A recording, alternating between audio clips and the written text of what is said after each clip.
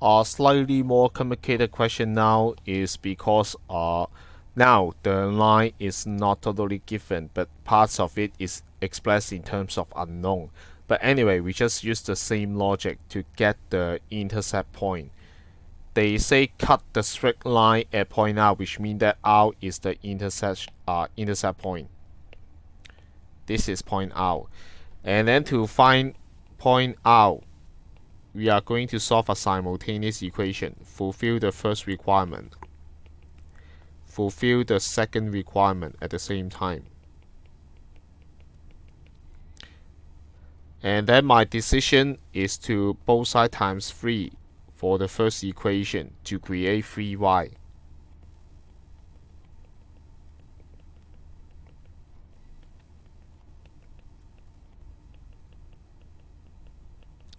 So what I'm going to do is subtraction to remove these two terms.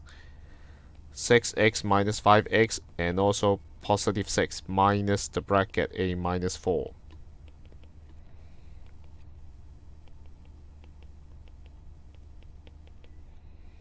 So x is equal to a minus 10. We already expressed the x coordinate in terms of a. We just continue. Of course, we will choose the first line. It's because the first line is much simpler than the second line.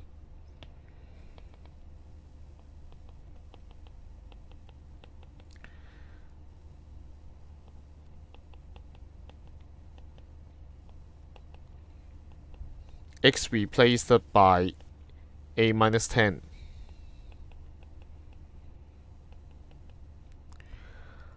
Therefore, point out the coordinate is x coordinate a minus 10, y coordinate negative 2a plus 18.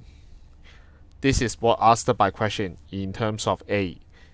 Unless they give us more information to log the value of a, otherwise it's impossible for us to get a single value, a unique value.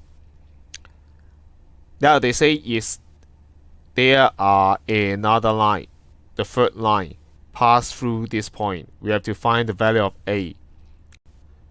Whenever the question say that certain point pass through this equation, which means that the xy combination here fulfill the requirement of this. That means on L3, when x is equal to a minus 10, then y will equal to negative 2a plus 18. Therefore, we are going to replace x and y respectively. X replaced by a minus 10, while y replaced by negative 2a plus 18. We observe this equation. We find that only a is the unknown. And also, the power of a is just 1. So this is linear equation that we know how to solve in Form 1.